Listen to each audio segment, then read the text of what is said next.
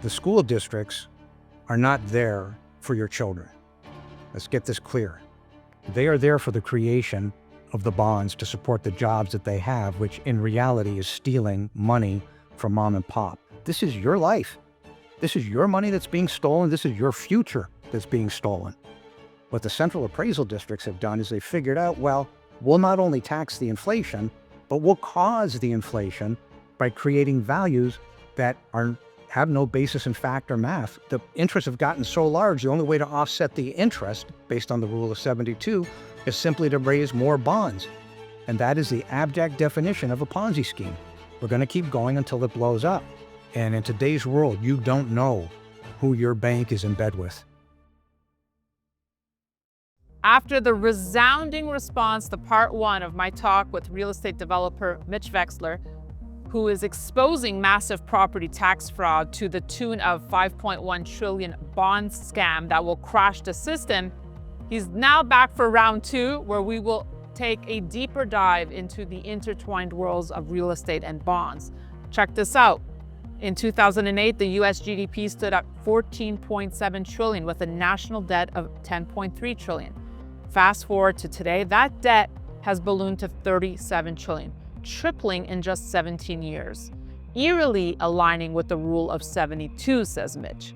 Without a swift intervention to stabilize this, we could face a GDP cut of up to 30%, potentially driving unemployment to levels not seen since the Great Depression's peak of 23%, or worse, closer to 35%. We're going to talk about this and so much more, but first and foremost, welcome back, Mitch Vexler. How are you feeling? It's been a very interesting several days. Sorry for the bombardment of documents, but as fast as we are creating them, we are sending them to you, so you've got some information that the rest of the world has yet to see. But this is a live, breathing process because I expect to be at the Texas Supreme Court. We've already put in our brief, so they have to accept that they want to have that trial. But in the meantime, amicus briefs are now underway and several people have reached out.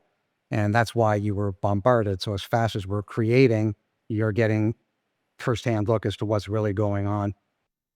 I feel honored to be part of the process, Mitch. Thank you for involving me, for sending me the documents.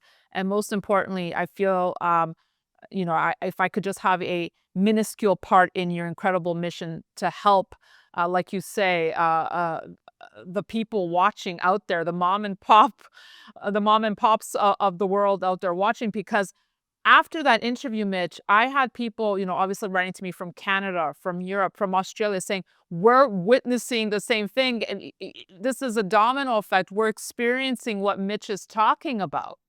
I mean, this is a global pain.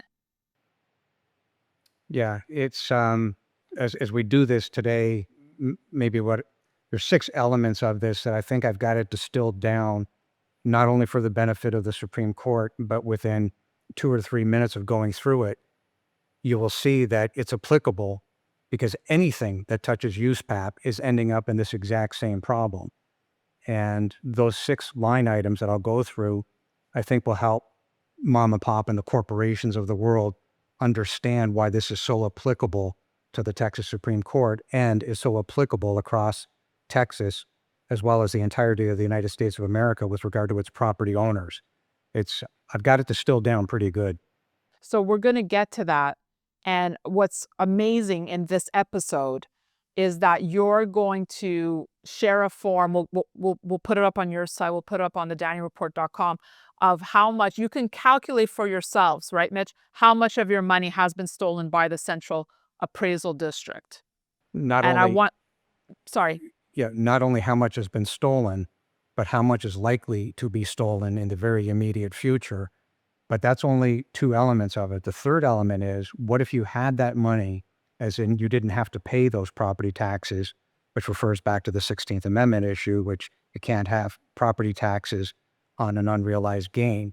If that had occurred and you took that money over and above paying down your mortgage, which you could do, how much money would you have had by simply investing it at 10%?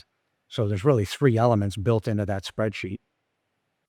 And that was a question that came up often, Mitch, is that, well, if we're not supposed to be paying these taxes and it's fraud. I mean, right now that won't stand in court. If someone's like, well, I don't want to be paying my property taxes anymore. But part of your mission is to change that. The reason why, and I actually just finished a section on this literally about 45 minutes ago. If one reads the writings of Thomas Paine, it was Thomas Paine who supplied statements, law, theory to George Washington. It was George Washington who was one of the signers of what we have as the Constitution. Well, when you go back and you study the history of all this and you put the pieces together, there's a very specific reason why the 16th Amendment says you cannot tax anything other than incomes. You must tax an income. That's it, which means you cannot tax property. Well, we wouldn't be having this conversation if they had adhered to the 16th Amendment to the U.S. Constitution. Now, the states will say, yeah, but we're the states and we're independent. Yeah, no, you're not. There's something called the sovereignty clause. So it's the supremacy clause. I believe it's Article 6, Chapter 2 of the Constitution that says federal law trumps all state law, period. So people can say whatever they want, and I understand why they're saying it as we the state. But mathematically speaking, Thomas Paine and George Washington could not have been more dead on point. They are 100% right. We are in this mess mathematically where mom and pop, their equity is being stripped. In this case, mom and pop at the housing level and mom and pop at the commercial level and any other property level. Their equity is being stripped because of the avoidance of adhering to the 16th Amendment.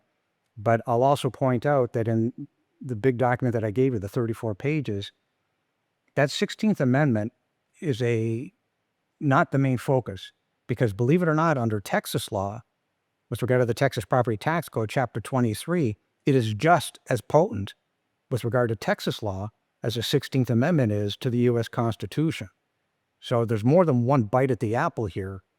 It's the question of getting mom and pop to understand what's going on and understand as far away as Australia, which also uses USPAP, why this is so important. I even had somebody reach out from New Zealand. Yes. Well, and I just want to back up a second because there's so many elements to this story.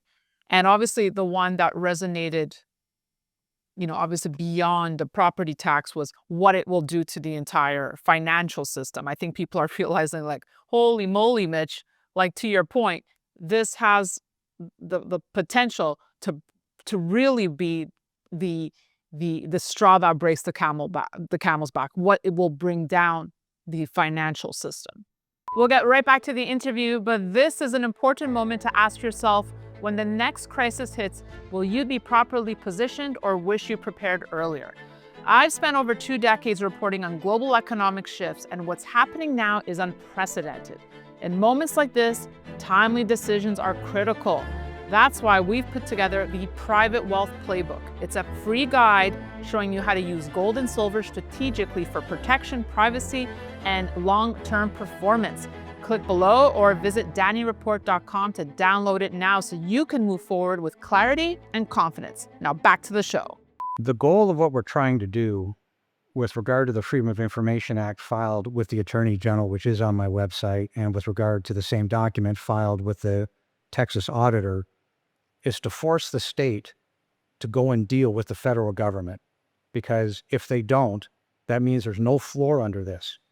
And it is better to put a floor under this and contain the damage than let the damage occur. Because if the damage occurs, the pendulum will swing so far that one of the concerns of the law firm that we're talking to in Washington, they know full well that the 5.1 trillion is all I could quantify.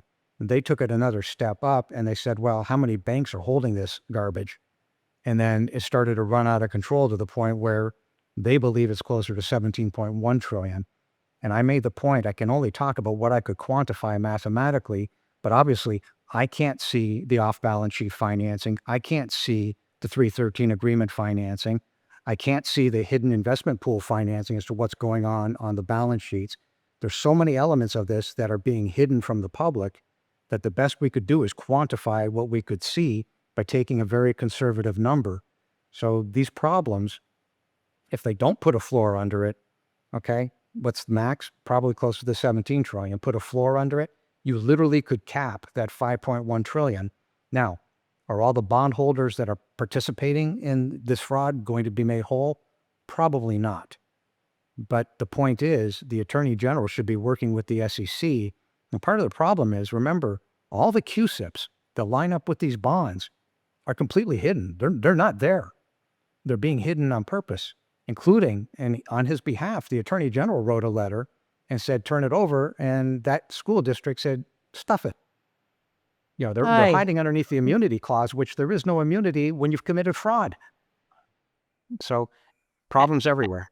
And so right now you can put the floor, but they're if we don't now, you might not be able to put the floor, put a Yes, floor in, right, Mitch? exactly. And therein lies the big problem.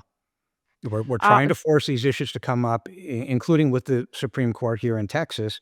So there's several reasons, and like I said, I've got them distilled down to one or two sentences each. But that is the reasons why the Supreme Court should take this case and run with it. These problems are massive, and they've got to be dealt with quickly. just to back up a second in case some people didn't watch part one. If you didn't watch part one, I invite you all to please, see the first video I did with Mitch. But Mitch says the entire fraud starts when the school districts issue bonds for new construction or improvements without drawings, bids, or specs, and then they have a clause that state bond money to be spent at their discretion. This means the school districts created fraud. The CAD created fraud by overvaluation, overtaxation. The underwriters created fraud by not doing their due diligence. And every person, board members, that has gone along with the fraud are culpable in aiding and abetting a criminal conspiracy to defraud. This is what Mitch Vexler is fighting for.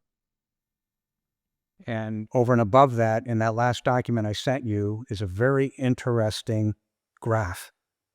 And that graph is from an underwriter here in the state of Texas, representing bonds and how those bonds are being underwritten to anybody who's a buyer of those bonds. That graphic, which is what they made, the underwriter made, has so many holes, it's the equivalent of a strainer. There are no QSIPs. There are no notes to the balance sheet. There are no notes to the individual line items within that graph. So basically what they've done is they took what should be the QSIPs and they slammed it into one line item and said, okay, for this year, we're going to raise this bond amount. The problem is they've gone out 24 years using the exact same 4.5%. There's no such thing. The entire document is designed to mislead the public at best, and I'm being kind. When it shows up in front of the Supreme Court, we'll sharpen that attack. But the bottom line is they've got a problem. That document is not real. There's no basis in fact to support it. There's no math to support it. And over and above that, there's no probability of default to support it. So problems everywhere.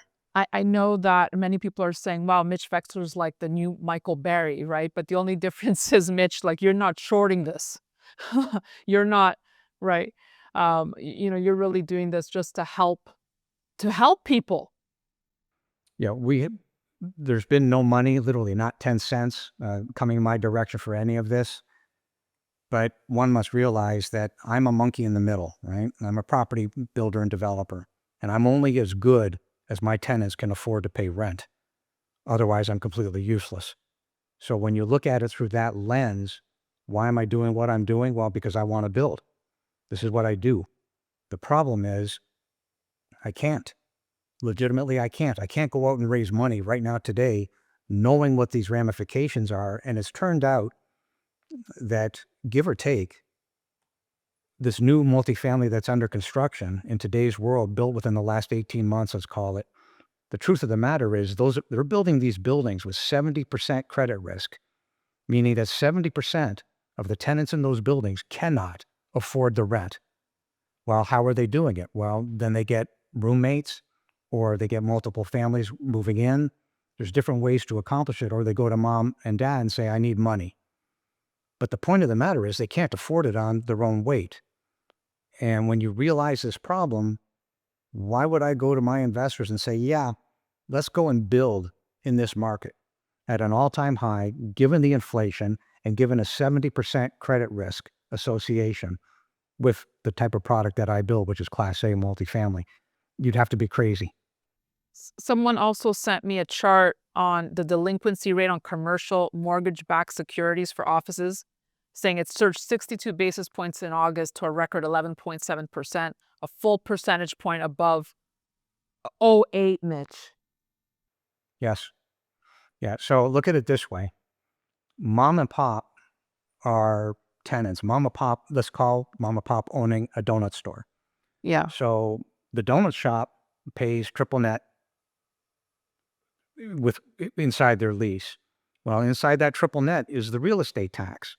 So the real estate tax goes up to the landlord passes it off through the triple net to mom and pop donut store owner.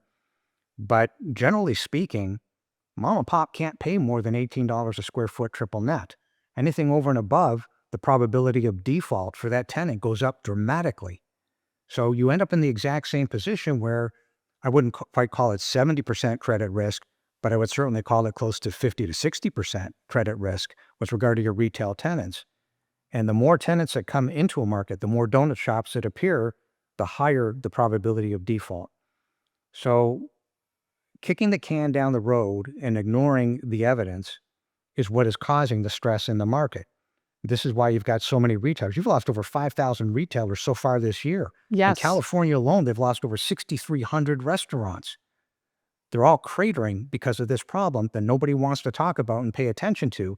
But this is the proverbial definition. If you don't put a floor under it, the tail is literally going to wag the dog. Let's get to this Excel document that you've created. Did you create this, Mitch, the formula so people can figure out how much money has been Yes. stolen? Wow. Yes. Okay. So can you walk us through the form? And like I said, we'll have a link in the description. We'll fire it in. And Mitch said he'll also put it up on his website, Mockingbird, Properties.com properties.com, Mockingbird / DCAD.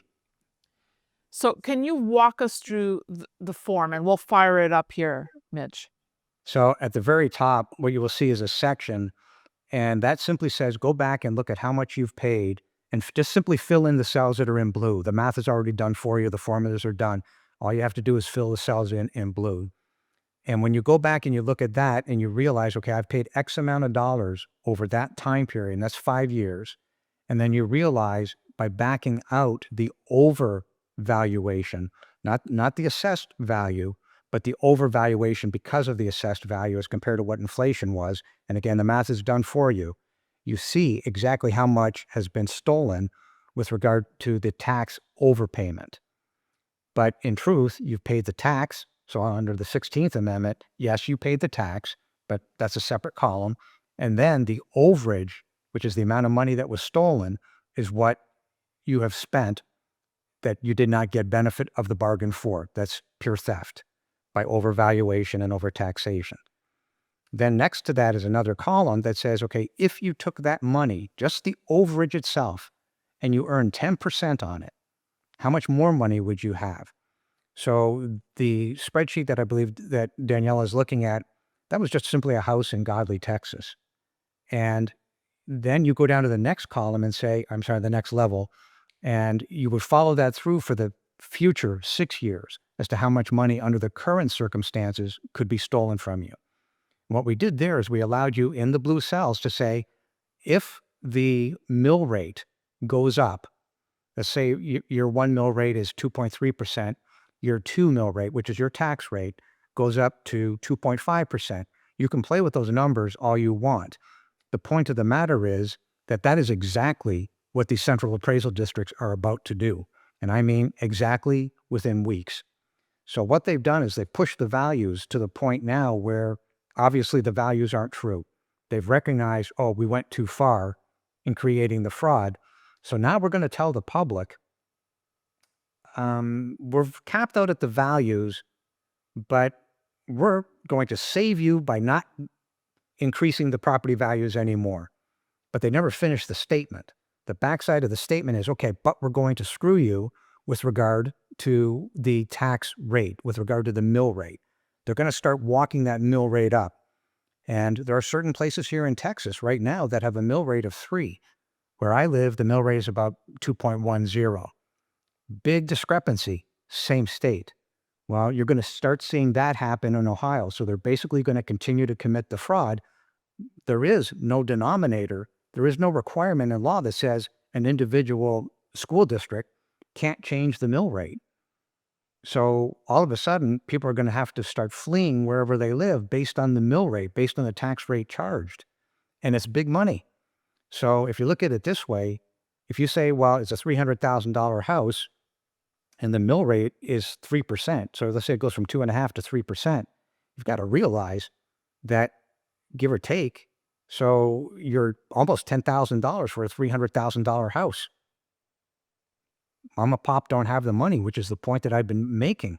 Nothing else matters in all these calculations, and I mean nothing, other than the median household income.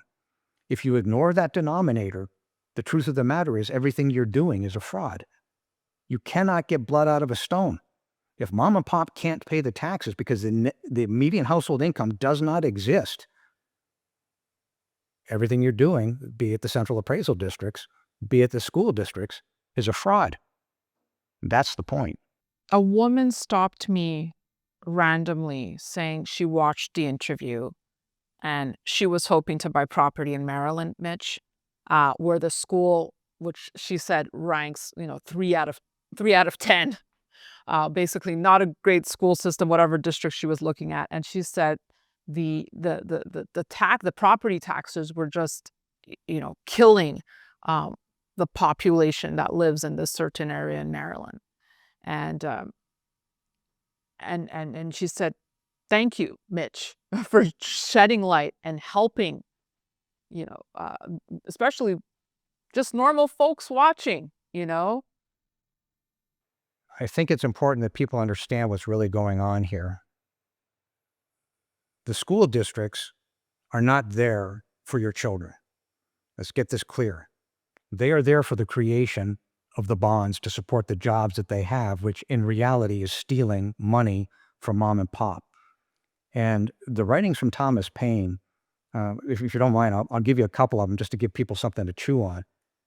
It is the duty of every man, as far as his ability extends, to detect and expose delusion and error.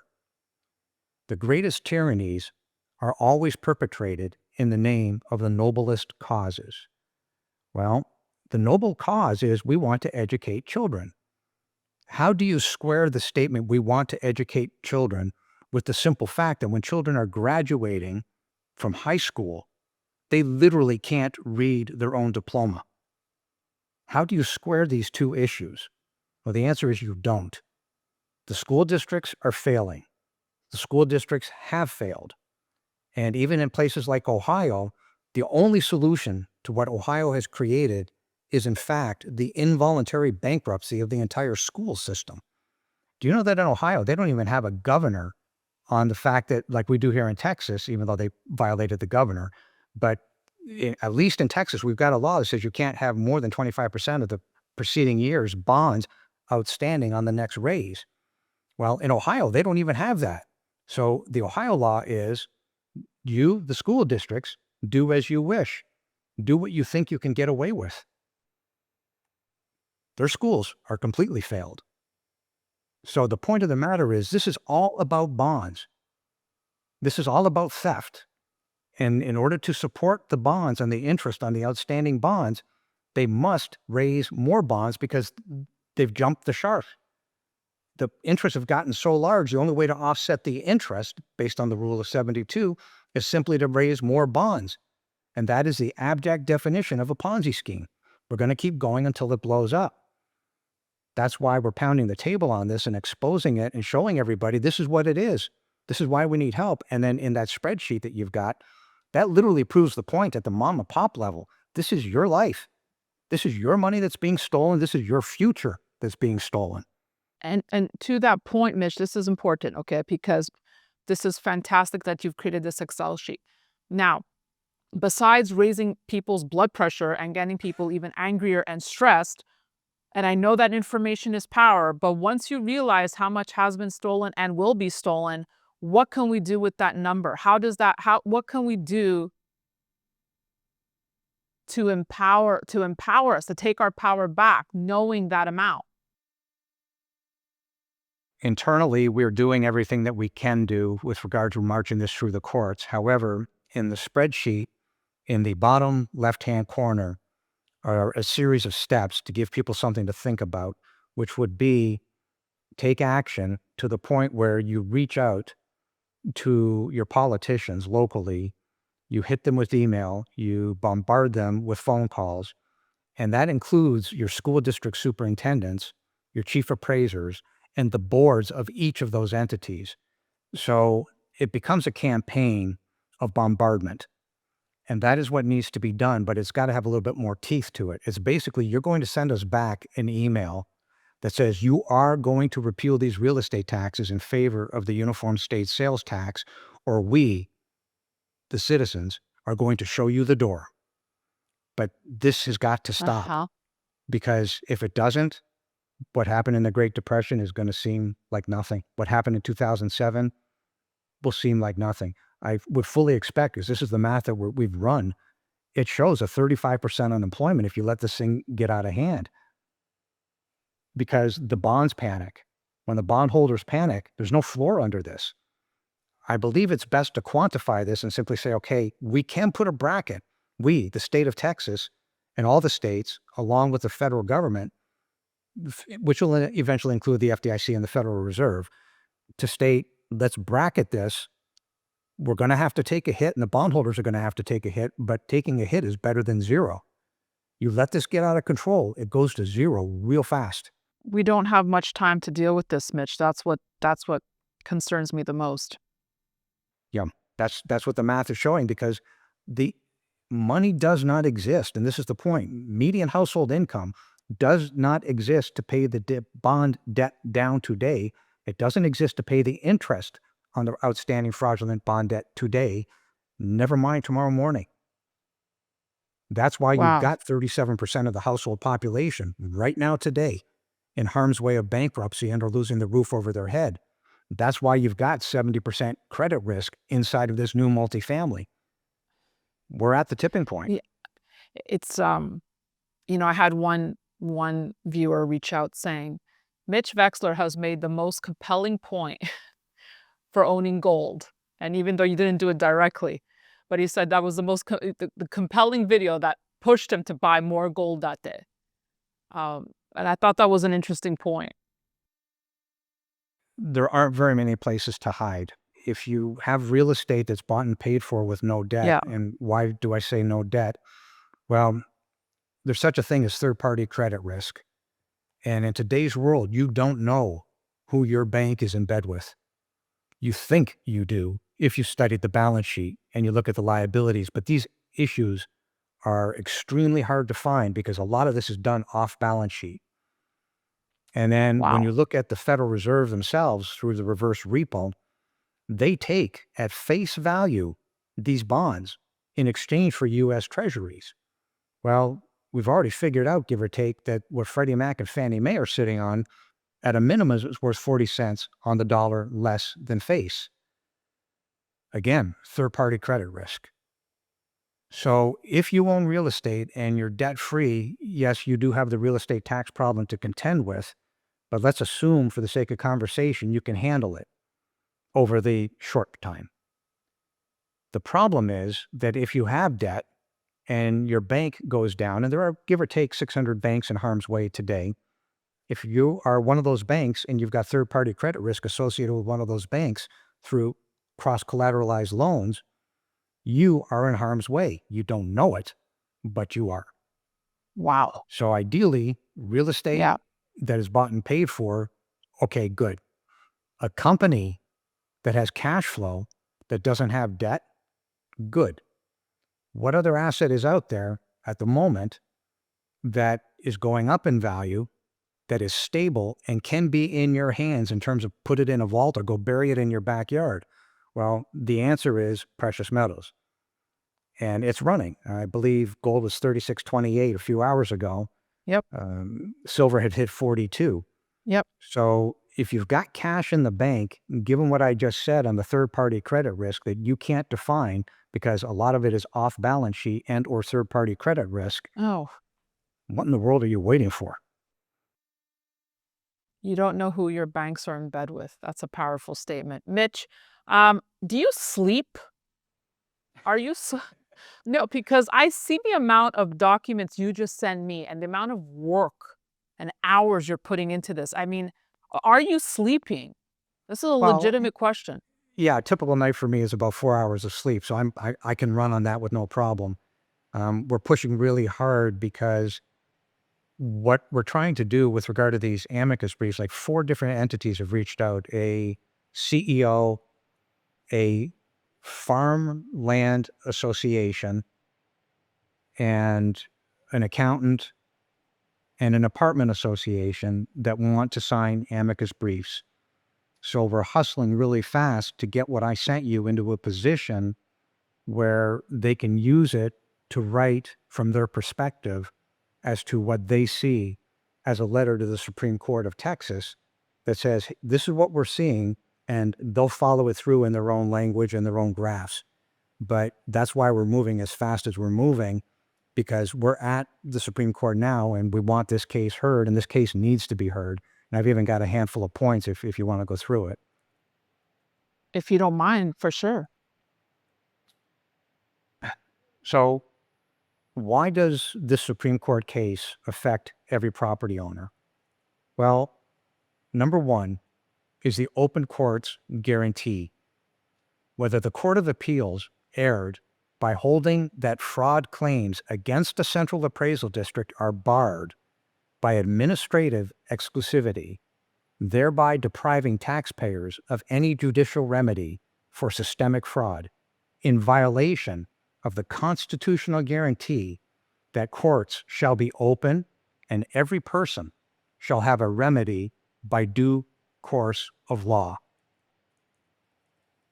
The due course of law, whether forcing taxpayers to rely exclusively on limited administrative remedies before an appraisal review board, an entity without discovery powers, subpoena authority, or fraud adjudication competence, creates a burden so oppressive as to violate the Supreme Court's own standard in Patel versus Texas Department of Licensing and Regulation.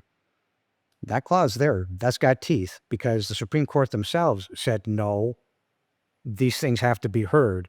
So we have good standing to hear all of this. Equal and uniform taxation, whether the systemic use of non-uniform appraisal methods, arbitrary class codes, and extra statutory workarounds that produce grossly disparate valuations of similar properties violates the Texas Constitution's mandate that taxation will be equal and uniform. These are just 3 out of the 6 points. But the issue that I wanted to point out is that these 6 points have justification in front of the Texas Supreme Court. And these 6 points literally affect every single property owner. And I'll take it one step further. The fraud is so large that you must realize that inside your cappuccino that you have in the morning are 7 elements of real estate tax. When you see the compound effect of every layer that's involved in the creation of a product having 7, 8, 9 elements of real estate tax, you can see how the inflation balloons out of sight. What the central appraisal districts have done is they figured out, well, we'll not only tax the inflation, but we'll cause the inflation by creating values that have no basis in fact or math under USPAT and or Texas Property Tax Code and or the Texas Constitution under uniform and equal, which is that last paragraph that I just went through. The point of the matter is the fraud has been committed. It's clear. And the pattern and practice, not only in Texas, across the school districts, Right. the pattern and practice is as far away as New Zealand. Yeah, and that's an important point. This is just not a Texas matter. We mentioned it in part 1. So like I said, watch part 1. Mitch, thank you so much for coming back I truly, truly am grateful and thankful for all the work you're doing. And I know millions of people watching. Hopefully, we'll get more traction. Mainstream media, I'm sure, will be picking up this story, or maybe not, but we can hope. Maybe they don't want to pick it up. But like I said, hopefully we'll get more traction. Perfect. I thank you very much for reaching out, and I thank you very much for helping. And thank you all for watching. Like I said, you can go to mockingbirdproperties.com. Mitch has all his documents there. And you can always reach out to us at dannyreport.com. And we'll have links below in the description. Thank you so much for watching. We'll see you soon.